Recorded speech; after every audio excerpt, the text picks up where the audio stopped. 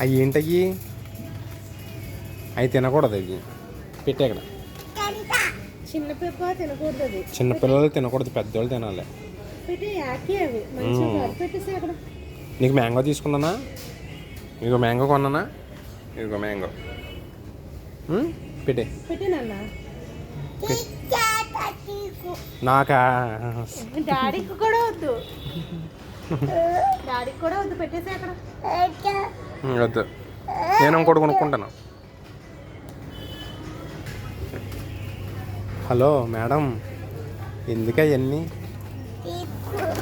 నాకా? నాకేం వద్దు. అన్నీ నాకేనా? డబ్బులు ఎవరు కడతారు? డబ్బులు లేవు డాడీ దగ్గర. లేవు. చూపిస్తావా?